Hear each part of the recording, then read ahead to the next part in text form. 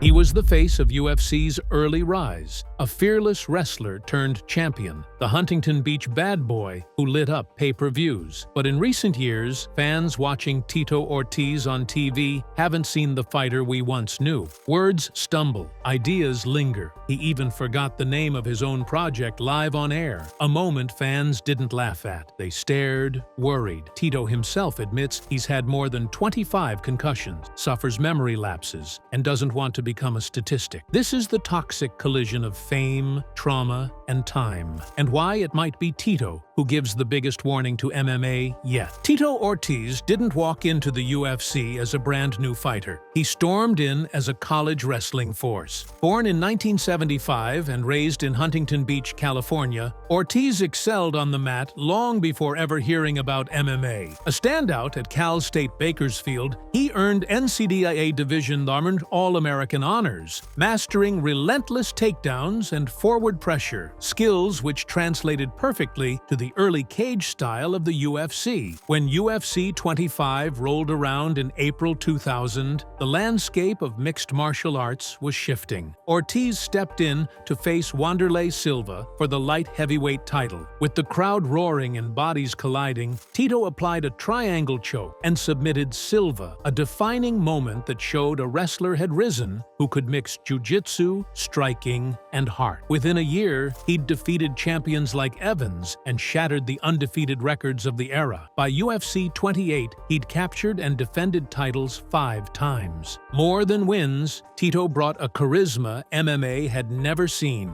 He drew pay-per-view numbers never before reached, transitioned into blockbuster rivalries, especially with Chuck Liddell, and became the gilded face of UFC's emerging popularity. His trash talk, "You're gonna pay, boy," his wrestling control, and the corridor-like pressure he applied in the cage created fight narratives that electrified entire cities. He didn't just win, he dominated in spectacle. But dominance comes at a price. Behind that swagger was a fighter absorbing damage in every grueling match. It didn't show at first. Ortiz was young, powerful, and confident. But as the battles accumulated, rivalries with Liddell, Shamrock, Griffin, innumerable strikes and grappling wars added up. Somewhere between build-up and fight night, a toll was mounting, pain he'd later admit. Yet he accepted rematches, extended contracts, and kept schedule tight. Reputation mattered more than recovery. And so, while many saw the rise of Uncle Tito as unstoppable, seeds were covertly planted for a slower slide. Identity by cage, fueled by stored blows, and held together by pride. In January 2017, Tito Ortiz confessed something many suspected in silence. "I've had over 25 concussions, 8 surgeries, and I've lost time, more than I can count." He appeared on Barstool Breakfast and reflected on his body shutting down, stalling memory, hesitation, vivid blackouts. This wasn't exaggeration. That's almost a concussion per year of activity. Almost one every time he entered a grueling training camp or fought an extended fight. He said, "I don't even remember walking out for one fight, which scares me." Fans and doctors alike began comparing Tito's symptoms to studies on concussed football players in their 30s. Memory loss, slower processing, glaring hesitations, and emotional detachment mirrored the early stages of CTE Reddit threads titled, "Is Tito Ortiz developing CTE?" began to emerge. MMA discussion boards buzzed with growth from pride in toughness to whispers of concern. One longtime fan wrote, "I never wanted to believe it, but he stumbled badly in 2017 interview. He wasn't flirting with fame anymore. He was struggling to speak." These discussions didn't criticize Tito. They mourned him. Despite the clear toll, Tito didn't stop. In 2017, he returned for banner fights with Bellator twice, walking into the ring with the same old flair. Except now fans noticed he hesitated on walkouts, slurred in press conferences, and mispronounced opponent names. He won his first fight back, but many noted the victory looked more like muscle memory than strategy. In the post-fight press, when asked about being conscious of brain damage, he said, "Of course," then immediately switched to scheduling his next fight. That disconnect between cognition and drive alarmed people, the mind admitting damage while behavior refused to stop. And so the war within Tito became untenable. He knew damage existed, but did he believe he deserved to rest? The answer was no. He didn't feel he ever did. Perhaps the single most alarming symptom appeared live, not in a cage, but on a broadcast news segment. Tito was promoting a mental health project and a female athlete empowerment initiative. The anchor asked, "What's the name of your project again?" Instead of confidently sharing, Tito paused mid-response, stammered, and said, starts with an F. No joke, no punchline, just the symbol of growing cognitive decline. Viewers gasp. Comments filled with worry. He doesn't remember the name. How many things has he forgotten? This public lapse came after several earlier warning signs. In podcasts, Tito mispronounced teammates' names, stumbled over dates. Episodes that used to be funny branding moments now felt disturbing. His old articulate brashness had morphed into clumsy mumble. Fans compiled side-by-side interviews from 2004 and 2018 to show the difference. Crisp, alert versus halting, trailing. One Reddit commenter summed it up. He still talks tough, but something's lost in the delivery. Maybe not talent, but coherence. Medical experts emphasize that memory issues and speech changes may appear long before clinical CTE is diagnosed post-mortem. And Tito's description of blackouts, confusion, and an inability to recall basic facts fits that pattern. But neither the UFC nor Bellator intervened. He still appeared at events, still headlined promos, but no testing. No restrictions, no talk of medical clearance or cognitive evaluations. Sponsors quietly dropped him or ignored his status. The same fans who once chanted his walkouts now whispered their concern in forums and meme replies. Is he okay? When will someone tell him to stop? At this point, Tito Ortiz's own memory had betrayed him publicly, but the silence from those around him spoke volumes. No industry safeguards, no mandatory retirement, no acknowledgement of damage. Only a legend continuing to fade live, unscripted, unfiltered, and frightening to watch. By 2015, Tito Ortiz had already taken more head trauma than most athletes would endure in a lifetime. But retirement wasn't part of the plan. Instead, he signed with Bellator, a promotion that welcomed aging fighters still capable of drawing crowds. On paper, it made sense. Tito was a recognizable name with a huge fan base, but in practice, these fights often looked like medically questionable events, masquerading as comebacks. His bout against Liam McGeary for the Bellator light heavyweight title in 2015 was hyped as the return of a legend, but anyone watching the match could see the difference. Tito looked sluggish, his reactions dulled, his timing off. He was taken down, trapped in an inverted triangle, and tapped in under a round. The aura was gone, but the damage continued. In 2017, he fought Chael Sonnen. The event drew attention, but behind the scenes, people were uneasy. Sonnen later admitted that the fight felt weird, and that Tito's behavior leading up to the bout had raised questions. Sonnen suggested Tito had trouble remembering details during press events and would often veer off topic mid-sentence. Even after Ortiz won via rear-naked choke, the celebration felt muted. Not because the crowd wasn't loud, but because Tito himself seemed detached, not fully present.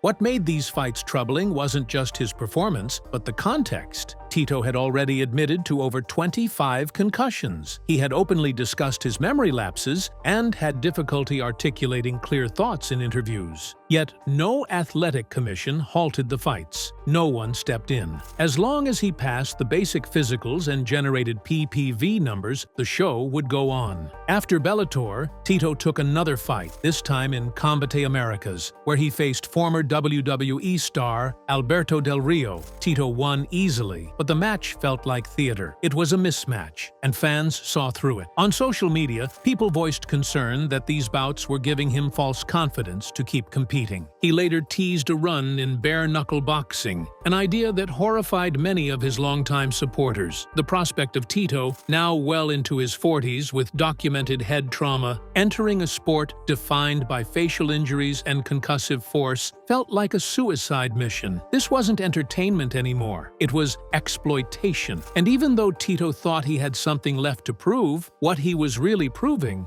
was that no one was protecting him. Not the promotions, not the fans, and certainly not himself. It wasn't just medical experts or journalists raising red flags. Tito Ortiz's most loyal fans, those who had cheered him on since the early UFC days, began noticing the changes, and they weren't subtle anymore. His public speaking began to shift from intense and passionate to confusing and, at times, incoherent. A video compilation of Tito's recent interviews circulated online under the title Tito Ortiz, The CTE Years, and while the title was meant to grab attention, the content was deeply uncomfortable. In one clip, Tito attempted to explain a local community project he was running, but his sentences looped into each other, and he repeated phrases without finishing thoughts. In another, he gave a speech at a political event and mispronounced multiple words, so much so that news outlets turned the clip into a meme. But for people who cared about him, it wasn't funny, it was tragic. Social media became a hotbed of concern. Reddit threads titled "Tito Ortiz doesn't sound right anymore" and "When does someone step in?" gained traction. YouTube comments under his old fight highlights were flooded with messages like, "Man, I used to love watching Tito. Now, I'm scared for him." One longtime fan posted, "I watched him dominate in the early 2000s. I wanted to see him go out with dignity. Not like this. He deserves better." Even among other fighters, the concern was palpable. Some hinted at Tito's decline in interviews, carefully choosing their words to avoid sounding disrespectful. A few insiders reportedly pushed for Bellator to stop booking him, but their concerns were overridden by the bottom line. As long as Tito brought views, he brought value. This slow-motion public unraveling turned Tito into a cautionary tale. Once the loudest, most confident man in the room, he now often looked confused or vacant during interviews. And the fans who had grown up watching him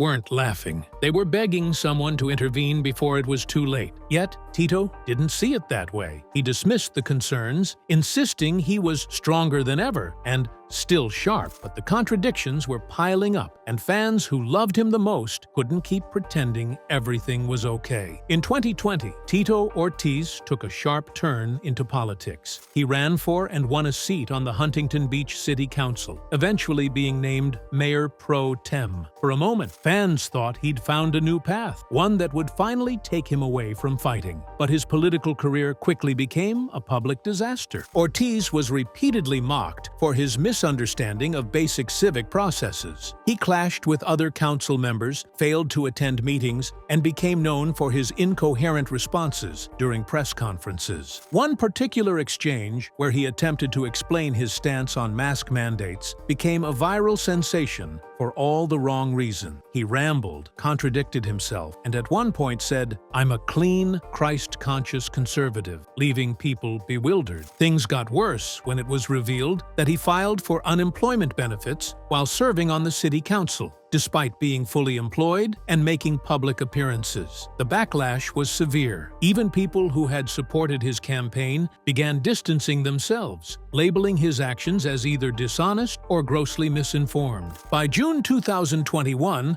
Ortiz resigned, claiming he was the target of a witch hunt by the media and fellow council members. But his resignation letter was almost as incoherent as his speeches, and many believed the pressure had become too much. In truth, what unfolded wasn't a hit job, it was another example of Tito being out of his depth publicly. His political meltdown exposed something deeper than poor preparation. It hinted at declining executive function, a key cognitive skill often damaged in cases of repeated brain trauma. His inability to articulate policy, manage stress, or recall simple facts wasn't just embarrassing. It was alarming, and it pushed his declining mental state into an even more public arena. Suddenly, Tito Ortiz wasn't just a fading fighter. He was a public figure unraveling before everyone's eyes. And unlike the Octagon, where damage could be covered with bravado, politics offered no place to hide. The entire spectacle became another layer of humiliation in a career once defined by dominance, now reduced to confusion.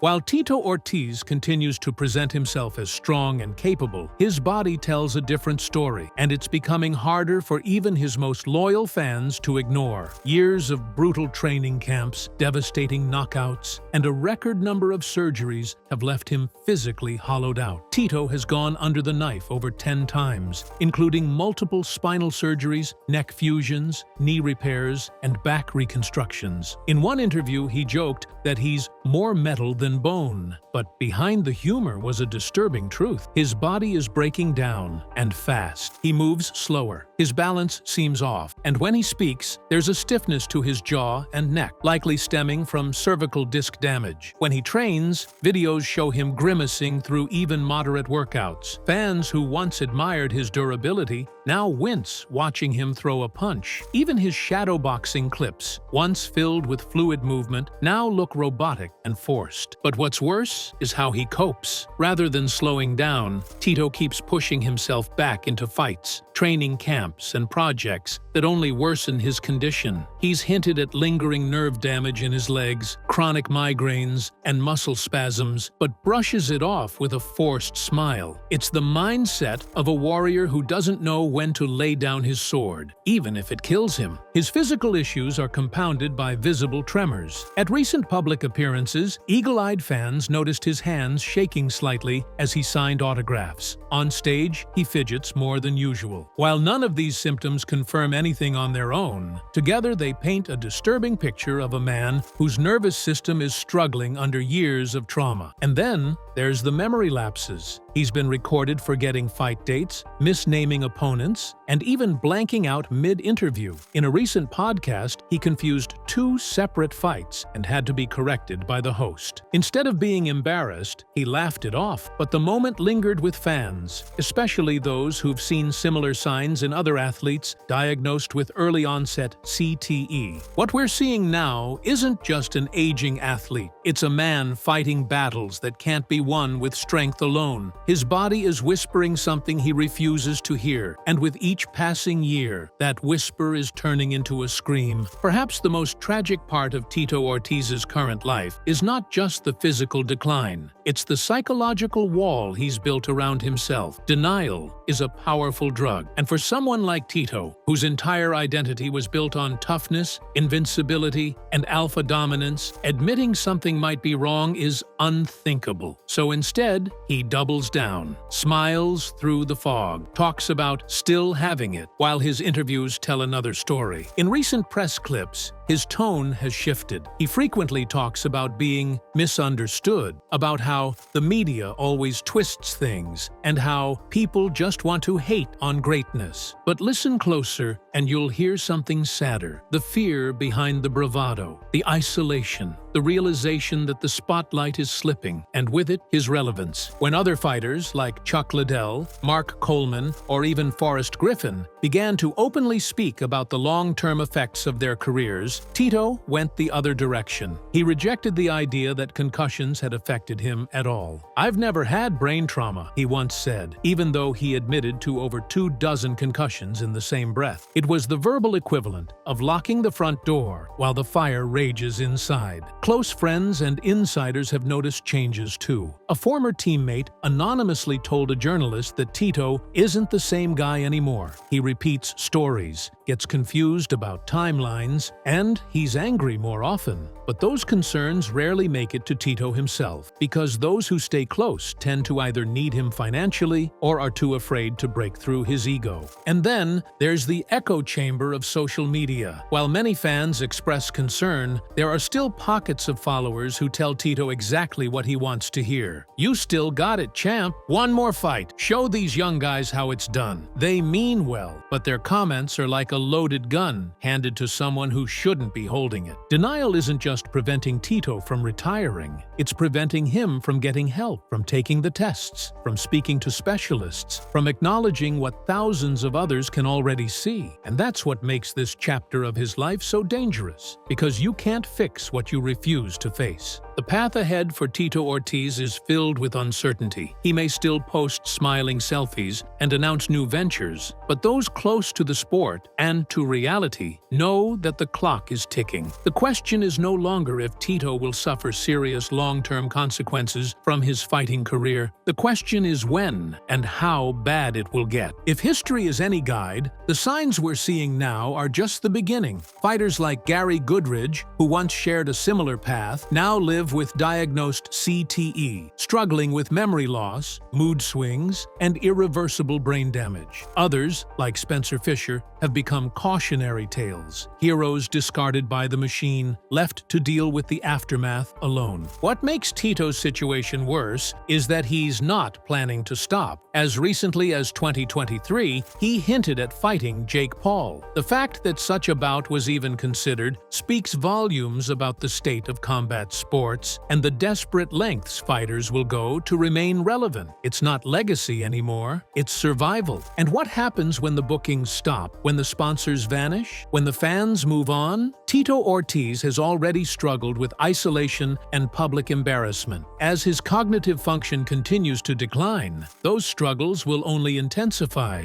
Memory lapses will worsen. Balance and motor function may decline. Depression, paranoia, and rage are common among CTE victims, symptoms Tito has already flirted with. But there's still a sliver of hope. If he steps back now, gets evaluated, and begins treatment, there's a chance to preserve what remains. Others have done it, but that would require Tito to do something harder than fighting. Admit vulnerability. Let go of the warrior mask. Acknowledge that the crowd isn't worth dying for. The most haunting part? He may never make that choice. Not because he's unwilling, but because the damage might already be too deep. For a man who once ruled the cage with an iron will, who made his name by never backing down, the only fight that matters now is the one inside his own head.